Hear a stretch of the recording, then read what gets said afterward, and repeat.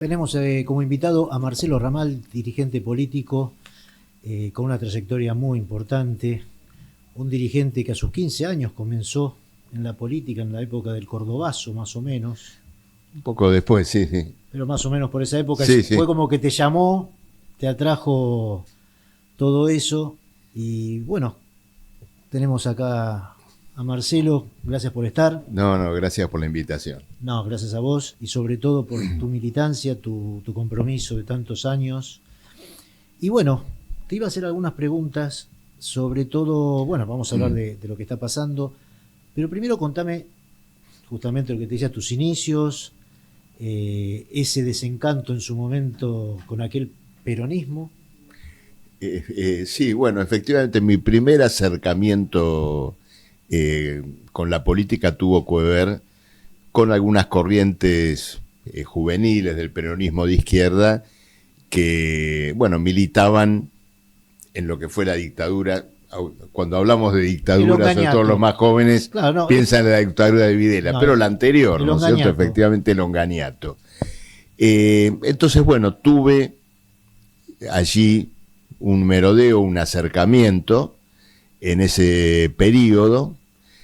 Y luego, bueno, después de algunos avatares, tuve un punto de ruptura, ¿no es cierto? Un punto de inflexión en aquel episodio, ¿no? Que quedó en la historia como la masacre de Seiza, Justamente. ¿no?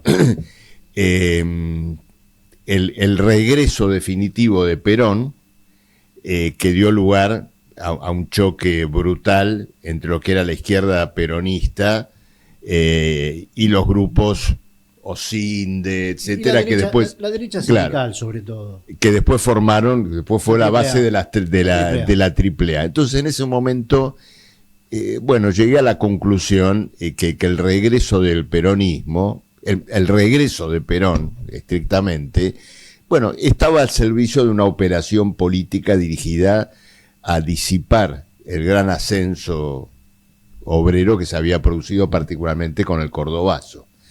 Entonces, bueno, tomé el camino del marxismo, del socialismo, y ya empecé a militar cuando ingreso en la facultad, a los 18 años, en el 73, en la corriente que integro ahora, ¿no es cierto?, en política obrera.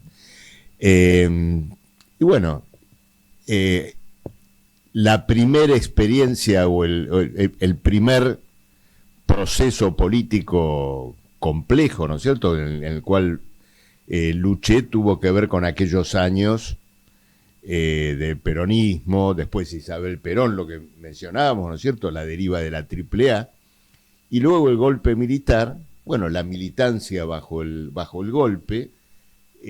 Hay una idea bastante acendrada, ¿no?, lamentablemente, en el sentido de que la dictadura militar aplacó la militancia sindical, estudiantil, pero no es así. Bajo la dictadura militar había una militancia clandestina. Siguió. Que se llevaba adelante con muchos sacrificios, con mucho esfuerzo. Mi partido Política Obrera lo llevaba adelante de ese modo, con circunstancias en las cuales, bueno, nos iba la seguridad, la vida, pero bueno, fue un periodo en el cual se forjó en acero lo que después, ¿no es cierto?, fue nuestra corriente, ¿no? Eso en lo que tiene que ver un poco ver, con... Para los que no vivieron aquella época, la gran mayoría de la gente que hoy Claro.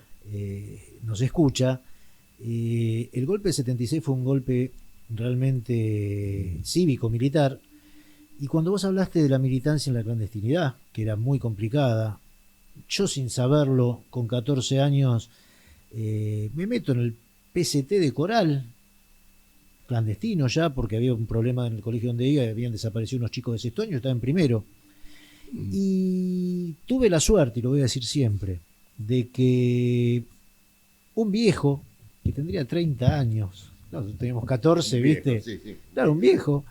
Nosotros llevábamos a las imprentas para hacer panfletos en offset Claro, en aquella claro, época. Nos dijo, chicos, está muy mal la cosa. Realmente no sabíamos, con mis 14 años, no sabíamos realmente lo que estaba pasando. Y siempre digo, la mayoría de los argentinos no lo sabían. salvo los que estaban en política o los que tenían algún desaparecido en la familia. Y como vos decís, los que realmente militaron, yo pude volver a militar ya teniendo conciencia en el 81, cuando se hace la multipartidaria, claro. Pero ya en el partido intransigente. Agradecer hoy todos los argentinos que nos podemos expresar, no importa la ideología, en el sentido de que nos podemos expresar, importa la ideología en cuanto a cada uno de nosotros en particular, pero que tenemos la posibilidad de expresarnos y que no tenemos que perder lo que tanto nos costó los que militamos y sobre todo los que perdieron la vida para que esta democracia exista. Y hoy en día, lamentablemente, se está perdiendo no solo la democracia, sino la república y el federalismo. ¿Cuál es tu opinión hoy sobre lo que está pasando con los gobernadores? Bueno, a ver, me gustaría arrancar un puntito antes y después vamos a ¿Cómo no? Los gobernadores. No, la corriente política que gobierna hoy es la corriente de la dictadura militar. Es decir, en la dictadura,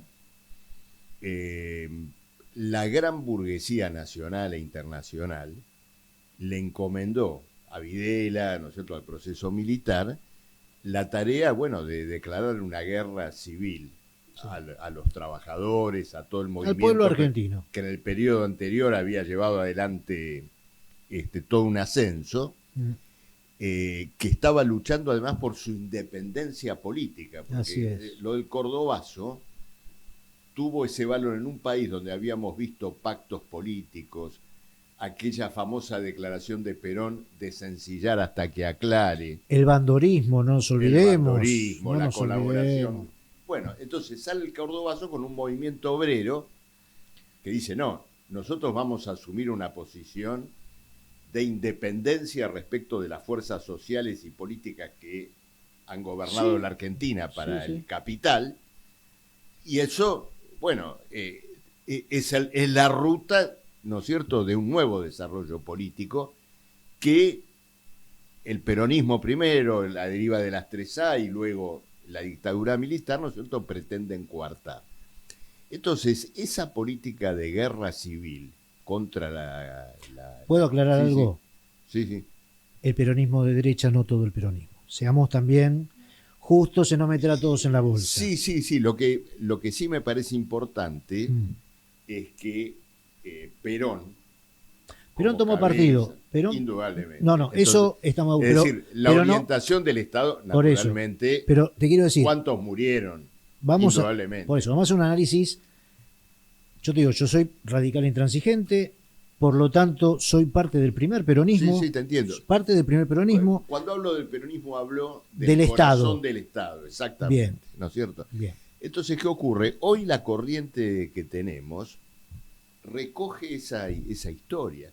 Vos fijate el empeño que tienen Milei y compañía en borrar de la faz de la tierra todo lo que tiene que ver derechos, los desaparecidos, toda la historia y todo demás, borrarlo del mapa, porque efectivamente recogen ese hilo conductor.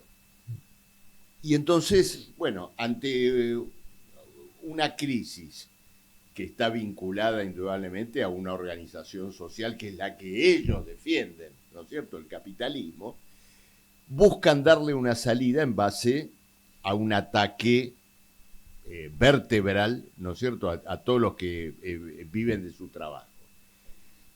Y en ese sentido reivindican una historia. Fíjate que acá prácticamente la primera medida que se adopta con este nuevo gobierno, con Patricia Bullrich en el Ministerio de Seguridad, es un protocolo anti-piquete, es un protocolo represivo. Inconstitucional. Claro, donde en algún momento dicen, no nos va a estar temblando el pulso por un muerto. Bueno. Es decir, si tiene que haber un muerto, ¿no es cierto?, que exista. Y esto indudablemente es el legado, ¿no es cierto?, que se pretende recoger, ¿no es cierto?, de aquel periodo. Ahora, imagínate, si la dictadura, desde el punto de vista de sus propósitos, que era darle un oxígeno a la clase capitalista sobre la base de esa acción criminal. Fracasó con, digamos, 30.000 millones de dólares de deuda, la 20ª parte, ¿no es cierto?, de lo que existe hoy, y en otro entorno internacional, y con los militares en la calle, ¿qué vamos a decir de Milei? Bueno, ¿me dejás aclarar?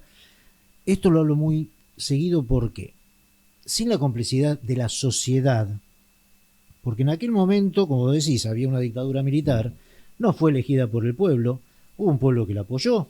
Yo recuerdo el golpe a Isabel era cantado, una semana antes se escuchaban, por ejemplo, escuchábamos Radio Colonia para tratar de conocer las noticias, claro.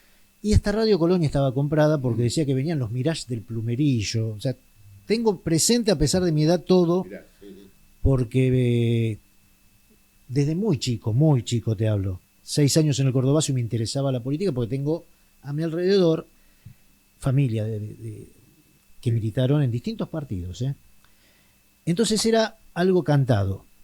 Lo que quiero decir es que sin la complicidad de la sociedad, Milei no podría haber sido presidente. Y sin la complicidad, porque mucha gente no habla del pacto de Acasuso, que es la realidad. Acá podía haber ganado Massa o Bullrich. Esta era la realidad. Y Milei no se esperaba ganar, nadie pensaba que iba a ganar. Y el pacto de Acasuso lo que hizo fue darle, como decís, a Bullrich en seguridad, Petri en defensa, Caputo en economía, Sturzenegger en la reforma del Estado, y la ley Bases era la ley de Bullrich. Entonces acá cuando hablamos de Milei, hablamos de Macri y Milei, aunque ellos se hagan los que se pelean a veces, sabemos que es lo que vos dijiste, es el resabio de aquella dictadura, que es el mismo resabio, vamos a ser claros, del golpe del 30. Es la misma gente. Bueno, se pueden buscar, ¿no es cierto?, allí alguna analogía. De todas maneras, es decir, coincido con vos en que efectivamente después, ¿no es cierto?, se recluta a toda una... Le da el aparato, no tenía aparato para gobernar Milei, claro, seamos ahora, claros. Hay algo que es interesante, de todos modos, para pensar lo que tiene que ver mucho con lo que está ocurriendo ahora en estos días, ¿no? El reclutamiento de gente como Sturzenegger, Caputo, Santilli, la propia Patricia Bullrich, ¿no es cierto?, Ritondo hasta cierto punto, yo no lo llamaría en principio un cogobierno con el macrismo, sino que es la cooptación del material residual de una fuerza. Pero te estoy diciendo, no hay un cogobierno, son... A ver. Terminada, es decir, difícilmente puede haber pensarse en el macrismo como una fuerza que hoy está orgánicamente dándole, ¿no es cierto?, un determinado apoyo a Milei, más allá de que Macri verbalmente se lo esté dando. Lo que te quiero decir es, para hacerlo más sencillo, el macrismo está en extinción. Sí, pero no el aparato que puso al macrismo en el poder y que puso a Milei en el poder. Pero pero eso es externo al macrismo. Es decir, no, esos son los que gobiernan. Milei no tenía a nadie y entonces reclutó un personal que, si me apurás un poco, tampoco es macrista. No, es que te estoy diciendo que Santilli, pero escuchá, eran de la Rúa. Santilli, Ritondo vienen del peronismo. Por supuesto. O sea, es que ellos representan, vamos a esto, Macri, Milei y todos no tienen ideología, representan a esos intereses que vos nombraste, claro, que son los capitales, los terratenientes, la sociedad rural. Ahora, es lo mismo. Claro, pero saquemos una conclusión de esto, Alejandro. ¿Por qué? Porque ese reclutamiento individual de una camarilla de aventureros, en definitiva, lo que mercenarios. Lo que te está hablando es de la desintegración de los partidos históricos que gobernaron la Argentina. Totalmente de acuerdo. A ver, las PASO porque ese es el punto. Es que las PASO nacen porque los partidos no tienen afiliados para las internas. Claro. Entonces, Milei reina sobre esa desintegración. Pero él mismo es una expresión de ella. Es decir, la idea, esto es lo interesante de toda esta situación, porque él dice, no, Milei emergió frente a esa desintegración. Sí, pero él mismo forma parte porque no ha construido nada. Pero es que él vino a decir... Lo único que tiene es ese grupo de chicos que anda por Twitter en un streaming o cosas por el estilo. Te pregunto esto. Que también lo tiene relativamente distanciado. Entonces, ahora, vos fijate que todo ese grupo de aventureros ha tomado en sus manos el trabajo por la reelección de Milei. ¿Te puedo pedir un favor? Sí, sí. El aventurero lo hace por un ideal. Son mercenarios. Mercenarios, porque si no le estamos dando una entidad que no tienen, justamente. Esta banda. Esta banda de delincuentes. Sí, totalmente. Ahora simplemente ha salido a trabajar, ¿no es cierto?, en función de la reelección, que importa enormemente en función de lo que pase ahora con el capital financiero y la renegociación de los vencimientos de deuda. Sí.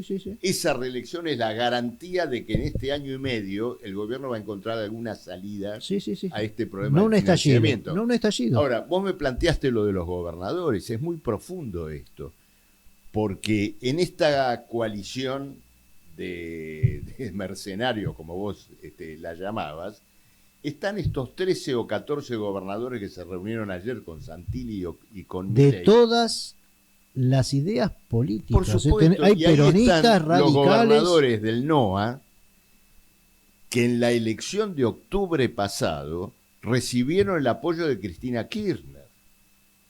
Jaldo, Jalil. Bueno. ¿No es cierto? Es decir, los que en la última elección de medio término colocaron sus diputados, es decir, bajo la sigla Unión por la Patria, y esos diputados son los que aseguraron en el Congreso y senadores la reforma laboral y todas las leyes de Milei. Bueno, ahora quiero pasar a otro tema, que es más importante, al menos para mí. Sí. Yo busco la unidad, como te digo, soy radical intransigente, estoy dentro del movimiento peronista, porque estamos dentro del movimiento peronista, pero quiero, ¿cómo te podría decir?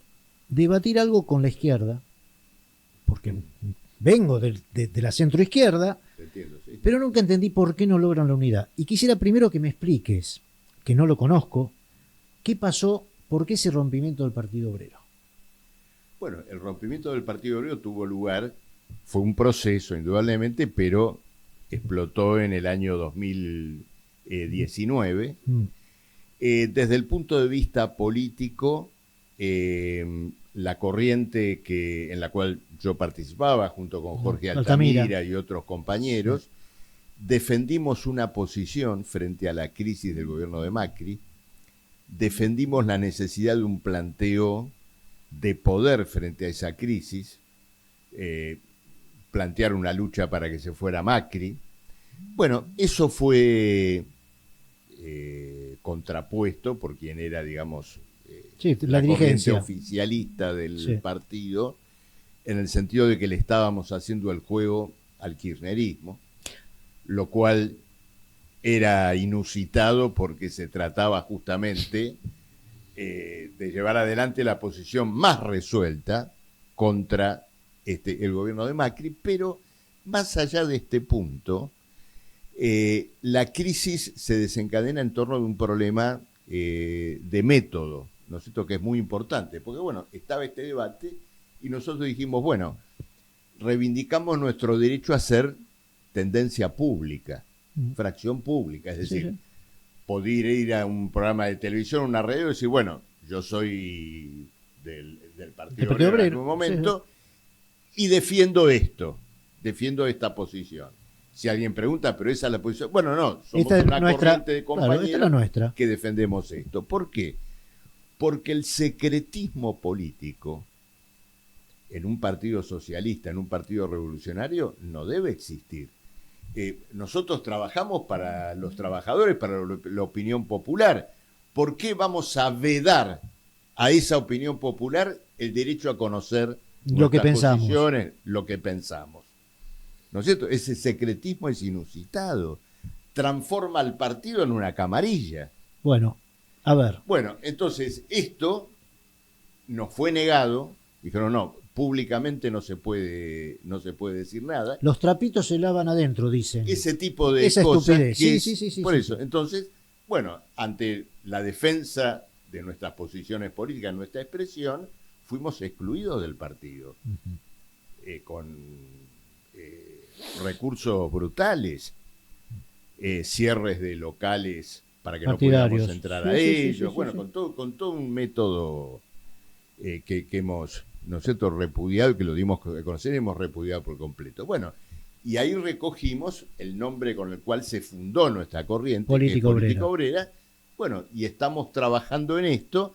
Claro que con el tiempo, bueno, esa divergencia, esa crisis, se fue desplegando en otras cuestiones políticas, ¿no es cierto?, más amplias. Cualquiera que escucha Política Obrera va a escuchar una corriente con una mirada estratégica respecto de lo que ocurre, no simplemente en la Argentina, con una crisis mundial capitalista, con una guerra en desarrollo, colocando el problema del socialismo como necesidad histórica que debe ser opuesta a un escenario donde del otro lado un fascismo en grado de tentativa está tratando de llevar a la humanidad a una crisis de características absolutamente inéditas. Entonces, frente a esto, lo que vemos es una cortedad de miras, oportunismo, esfuerzo por estar en el día a día detrás de posiciones electorales o puestos. Exactamente. Pero te puedo preguntar porque entonces esto es lo que vemos de un modo general en la izquierda y es un poco la impronta de Política Obrera con la cual hacemos nuestro trabajo, ¿no es cierto? Y buscamos desenvolver nuestras posiciones entre los trabajadores, los jóvenes, en todos los lugares donde intervenimos. Te quiero preguntar esto porque yo tengo mi mirada claro, y me interesa mucho. De la izquierda, porque como te digo, vengo de la izquierda, tuve tío abuelo comunista, abuelo socialista, y como militantes, yo hoy no me considero tanto militante, soy militante, pero ¿por qué te lo digo? Porque vos que fuiste legislador en la ciudad de Buenos Aires, sí. Uno empieza a ver la política grande, y sabemos que la política grande es distinta a la política del militante. ¿Por qué? Porque empezamos a ver cosas que son realidades, no son utopías, que si queremos llegar al poder tenemos que tragarnos sapos. Yo me comí uno en el 89 muy grande, estando en la Subsecretaría de la Juventud, como siempre ad honorem, nunca tuve un cargo, nunca me ofrecieron. ¿Por qué?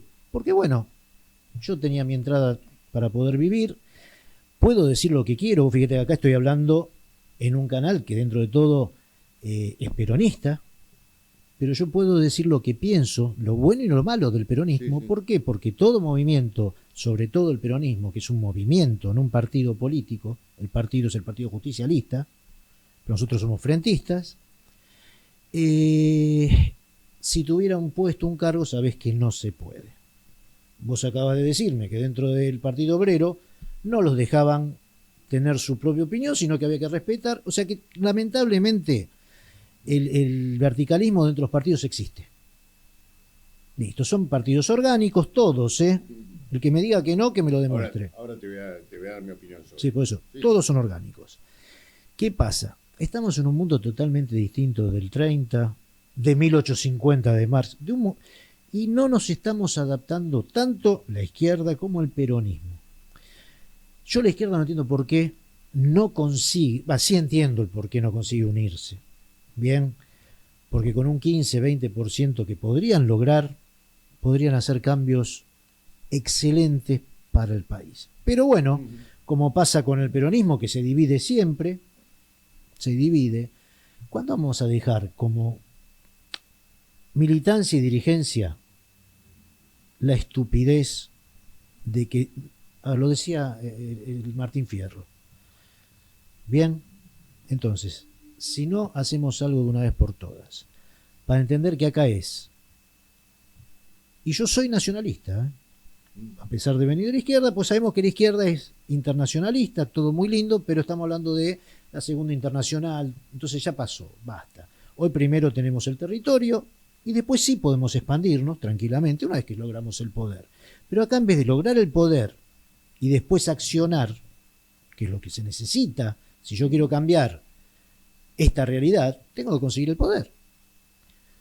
En vez de buscar puntos en común en todos los que sabemos y no queremos que vendan la patria, que sometan al pueblo trabajador, unirnos de una vez por todas contra eso que estamos los dos de acuerdo y saber que uno tiene más poder, porque si tiene una de esas facciones un 36% de voto, la otra consigue, si está unida, el 15%, bueno, que repartamos, una vez que estamos todos unidos, en base al poder que cada uno tiene, los cargos.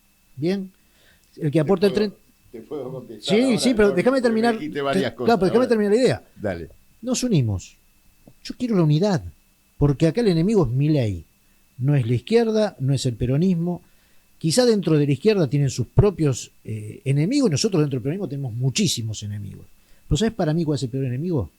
Justamente el tomar partido por las personas y no por las ideas. Y les pasa a ustedes y nos pasa a nosotros, ¿eh?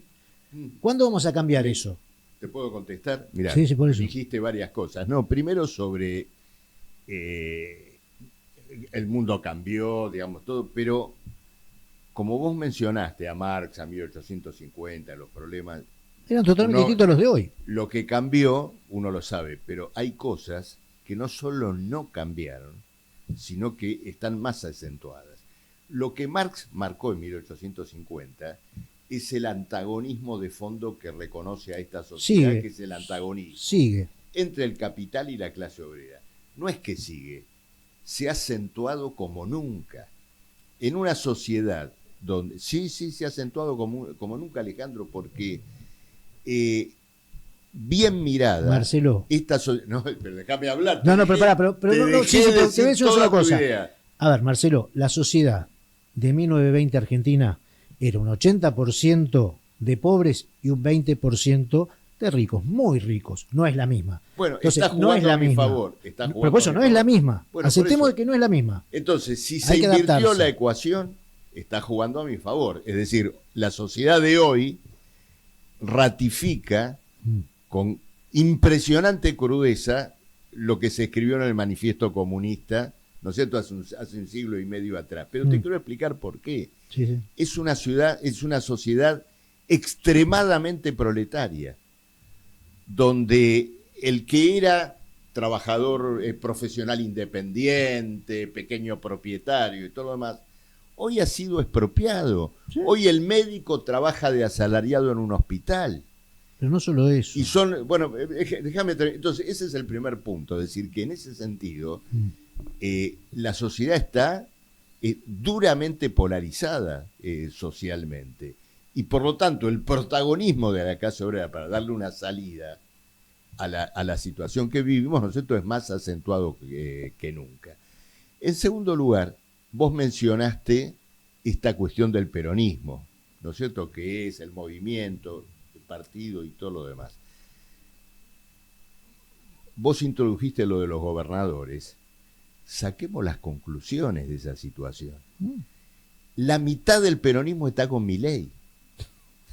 ¿La mitad? Sí. Bueno, ¿querés agregarle el 80% del peronismo? No, el 80%, por 60, 70, entonces, sí. Eso sí, te marca una desintegración y me atrevo a decirte una defunción que acompaña a lo que te decía antes del marxismo cuando te señalaba la desintegración de los partidos históricos que han gobernado en la Argentina. Entonces, de vista esa realidad, una fuerza transformadora mira para atrás o mira para adelante. Aunque te parezca mentira, esto que vos ves como una posible salida, decir, bueno, busquemos una alianza, busquemos gobernar con otro, es lo que viene haciendo el 99,9% de la izquierda en este siglo, te diría que en el mundo entero. Es decir, la izquierda, renunciando a ser ella misma protagonista de un destino, del destino de los trabajadores, ha buscado recostarse en el poder estatal, político y económico en la búsqueda de un atajo. Y ha fracasado todas las veces que llevó adelante esa política. Lo tenés ahora en América Latina. Escúchame, en Chile, en el año 2019, tuviste una verdadera revolución social. Cuando se levantaron contra toda la herencia social y económica del pinochetismo. ¿Sí? El que canalizó eso de una u otra manera fue Boric, ¿Sí? que es como si fuera uno de izquierda de acá. Bueno, uno de izquierda ya llegó a la presidencia, entonces dijo, pero no, voy a hacer un pacto con Piñera, voy a hacer piola, voy a tratar de ir paso por paso. ¿Y quién gobierna ahora? Pero te hago esta pregunta. Un Pinochet de saco y corbata. Te hago esta pregunta. ¿Por qué? No, pero te digo por qué. Él dijo, como soy piola, no voy a terminar con la jubilación privada, no voy a terminar con el arancelamiento universitario, no voy a hacer nada. Bueno, nada. Eso no es ser piola. Bueno, por eso te digo, pero ese es el camino que ha seguido el 99,9% de la izquierda. Y te digo más, porque no quiero perder vigencia en lo de hoy. Lo que hoy se está cocinando en lo que se conoce como FITU o Frente de Izquierda, es un experimento similar a esto. La corriente de Miriam Bregman ha publicado un manifiesto, ha publicado un programa que busca más o menos mimetizarse y adaptarse, ¿no es cierto?, a esa izquierda que se ha identificado en el mundo con ese borrar las diferencias de clases sociales y ir detrás de lo identitario, ir detrás de reivindicaciones subalternas. Sí. Bueno, entonces el gran problema es otro. Ahora, donde sí tuvieron lugares transformaciones sociales, es donde hubo una corriente que, colocando la antena en la cuestión de la revolución y de sus reivindicaciones, decidió ir hacia adelante. Luego, naturalmente, como toda la historia es compleja, la historia es contradictoria, siempre lo ha sido, inclusive en etapas anteriores. El capitalismo y la revolución burguesa no progresaron en la historia de una manera. De la nada. ¿Sí? La historia siempre, pero hay que rescatar, ¿no es cierto?, ese camino, y eso es lo que uno tiene que ver en este momento. Te voy a decir lo único que debe ser mirado con atención de la experiencia de Milei. Milei, perdón la palabra, no usala, se cagó en alianza, bloque, voy a ir con esto, hizo un planteamiento político a una población desquiciada, desesperada, ¿no es cierto?, por todas las cosas que habían ocurrido en la Argentina. Pero lo único que hay que mirar con atención, que él hizo un planteamiento político. Una izquierda poderosa no es la que junta los requechos de un pequeño aparato con otro, sino la que sea capaz de hacer un planteamiento político frente a lo que está ocurriendo en la Argentina, frente a la guerra, frente a la crisis mundial, y frente a eso enarbole la perspectiva del socialismo. La corriente de Miriam Bregman acaba de publicar un manifiesto con el cual pretende hacer esa campaña en la cual tiene las expectativas por las encuestas electorales y todo lo demás, pero no menciona la palabra socialismo. ¿Por qué? Porque es el acomodamiento, la adaptación, ¿no es cierto?, la mimetización con las fuerzas, particularmente con el peronismo y con el kirchnerismo. ¿Me dejás volver a lo que dije antes? Sí, claro.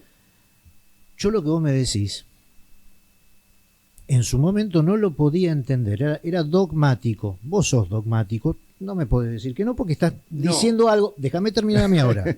Vos estás diciendo algo que sería un ideal. ¿Sabés por qué no soy dogmático? Porque todo lo que te dije te lo fundé en el desarrollo histórico concreto. Esperá, vos me estás diciendo algo, te voy a decir por qué yo lo tomo así, que sería un ideal y es una utopía. Bien, ¿por qué?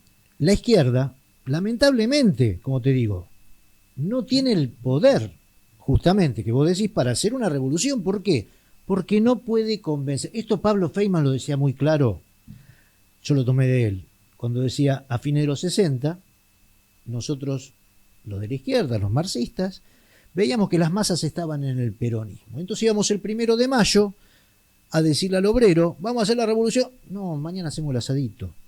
Y él dijo, tenemos que entrar en el peronismo. Si yo, con un 2%, quiero usar una revolución, hay algo en mi cabeza que está funcionando mal. Yo tengo que primero conseguir. Yo te digo que mi cabeza, como militante, era una. Te digo cómo y hoy como política. Cabeza. Te digo cómo funciona mi cabeza.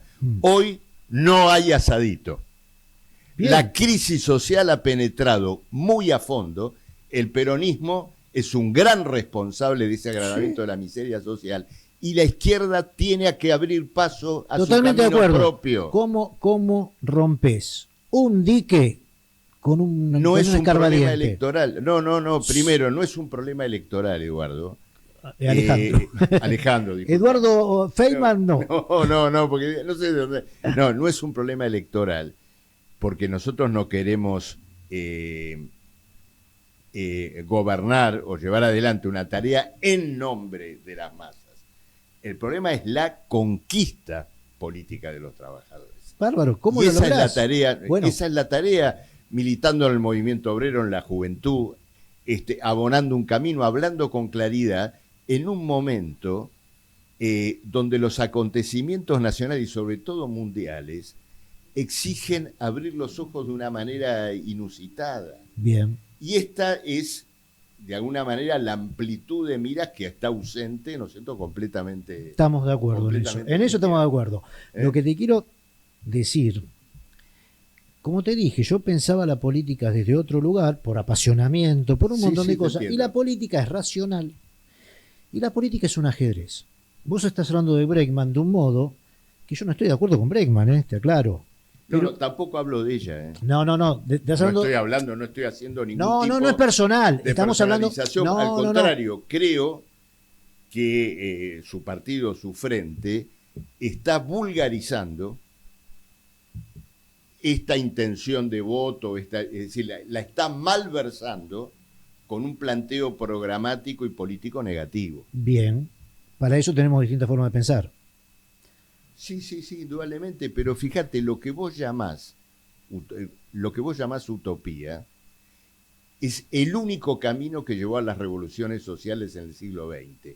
Y lo que vos llamás realismo llevó a los fracasos más agudos que vivió el movimiento obrero y la izquierda en todo este tiempo. Bien, para vos. Allende en Chile, Boric de nuevo pero en Chile. Pero estamos hablando siempre de algo. Yo tengo esta mirada. Grecia. Pero escúchame, yo tengo esta mirada. Cada momento histórico es distinto.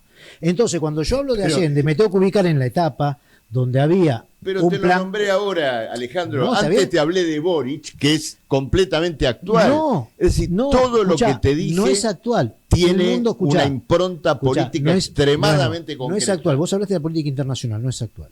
La política internacional está cambiando cada 6 meses, cuando antes, cuando hablábamos de la tercera posición, duró 20 años. Entonces, si no nos adaptamos hoy a una sociedad como la que estamos, esto como te diría, soy médico y nunca curé a nadie, pero un día me cae un paciente y lo curé porque con ese paciente funcionó, pero cuando viene el otro, no funciona. ¿Por qué? Porque todo es dinámico. Lamentablemente la política no está a ver, me pasó en el 23. En el 23 me tengo que comer un sapo, yo sé de dónde viene Massa, lo conocí cuando estaba con Clerici. Imagínate, un pendejo que estaba con Clerici en la UCD. Y tuve que optar. Yo sabés que voté a presidente en el 83, Oscar Allende, y voté recién de nuevo en el 19, Alberto Fernández, por votar en contra de Macri. Yo no voté. Y a mí Oscar Allende me enseñó que se vota a favor. Bien, por eso la izquierda en eso es coherente. La izquierda no vota en contra, votan a sus propios candidatos. Pues digo, yo reconozco lo bueno y lo malo de todos lados. Tuve que comerme el sapo de militar para Massa. Sabés qué sapo, ¿no? Pero yo sabía que del otro lado era algo peor. Claro. Nos guste o no. Pero, de vuelta, para que veas que yo soy concreto en lo que te voy a decir. ¿No lo viste al viceministro de Economía de Massa, Gabriel Rubinstein, elogiar todas las medidas de Javier Massa, ¿qué hubiera hecho Massa con Rubinstein desde la presidencia? ¿Qué hubiera hecho? ¿Para vos peor que Milei? Hubiera seguido la misma ruta. No lo sé. A ver, te hago esta pregunta. Sí lo sabés. Para. Sí lo sabés. Lo no fáctico. Si enfrentás la realidad lo sabés. Marcelo, lo no fáctico es no fáctico. Porque te hablé de Rubinstein, y de Rubinstein, no del Rubinstein en su momento, te hablé de Rubinstein ahora. Pero te hago esta pregunta, a ver. Mirá la discusión que estamos teniendo. No, pero bueno. Va a romper las redes. Es que esta es la idea. Porque, a ver, si los dos pensamos lo mismo, ya sé. No sirve de nada. O sea, me siento en un espejo. Vamos a esto. Tú a Guzmán, Alberto Fernández. Al hijo, yo Juan Cafiero lo respeto. El hijo, un doctorcito que tiene menos calle que Venecia. Fue para mí el gobierno de los doctorcitos que no saben nada, y así lo fue. Bien, pero quiero que entendamos que la política, que yo lo tuve que entender hace muy poco, tengo 63 años, por desgracia lo entendí hace muy poco. La política es, nos guste o no, para poder aplicar lo que uno cree, ganar primero el poder. Lo otro no existe. Lo otro no existe. Si vos no tenés el poder, no podés cambiar nada. El poder hay que construirlo. ¿Estamos de acuerdo? No, no, porque ocurre lo siguiente. Primero, vos tenés que ver las cosas como fueron y como son. Sí. Ese gobierno de Doctorcito, Alberto Fernández, antes de que fuera un gobierno de los Torcitos, Alberto Fernández se sentó con el FMI y con los popes del Capital Financiero Internacional. Le dijo, muchachos, yo voy a refinanciar la deuda, voy a armar el caje de deuda y los intereses de ustedes no van a ser tocados un milímetro. Pero sí. Si eso es construir poder, si eso es construir poder y eso es política, y bueno, dediquémonos a vender pizza, dediquémonos a otra cosa. Sí, lamentablemente, lamentablemente sí, eso es política. La política no es una palabra en abstracto. Hay una política del capital, del Estado, del arribismo, del carrerismo, y hay una política revolucionaria que no tiene nada que ver con eso. La política revolucionaria consiste en la superación, en la destrucción de este poder para construir otro con bases sociales diferentes. Bien, ¿cómo destruís ese monstruo? Ganando a la mayoría que trabaja, tiene los resortes de la fábrica, de los bancos, de todos los lugares. Estoy de acuerdo en todo. En 100 años, ¿por qué no se logró? Estoy de acuerdo en todo. ¿Cómo se logró? Se logró en varias revoluciones triunfantes. ¿En dónde? Que siguieron esa política. En la Unión Soviética. Bien, listo. ¿Qué decía Abelardo Ramos del socialismo? ¿Te acordás? Abelardo Ramos, lo único que sé que terminó como embajador de Menem. Claro, por eso, pero ¿qué decía? No importa. A ver, si vamos a sacar trapo, la izquierda en el 46 estuvo con Braden. Y con los el estalinismo, sabés muy bien que nuestra corriente no formó parte de eso. Bueno, te repito, Américo Yoldi, toda esa gente. Todos Alfredo Palacios. Por eso, todos los que traicionaron. Pero si vamos a sacar, te explico, si vamos a sacar cartitas, todos la tenemos, todos. Yo te estoy hablando de los que llevaron adelante revoluciones. Pero te repito, en otro país, por eso te voy a decir lo que decía Abelardo Ramos. Nosotros tenemos un socialismo criollo. Porque no somos Rusia, porque no somos Rusia, no somos Vietnam, Alejandro, no somos China. Perdóname, me extraña, ahora sí me extraña. Sí. Después de todo lo que dijiste de que tenemos que ser ayornados, que tenemos que mirar el mundo actual, que tenemos que ver las cosas como se han desarrollado, ¿vos pensás que en el mundo de la internacionalización productiva, en el mundo donde las cadenas de valor se han integrado de semejante manera, en el mundo donde hay una sola clase social que unifica al mundo integralmente, que es la clase proletariado. ¿En ese mundo se puede hablar de un socialismo nacional? No existe eso, no existe. Si acá en la Argentina lográramos llevar adelante la iniciativa de un poder de los trabajadores del socialismo, el primer problema es discutir es cómo eso irradia una corriente revolucionaria, en primer lugar, América Latina. Bien.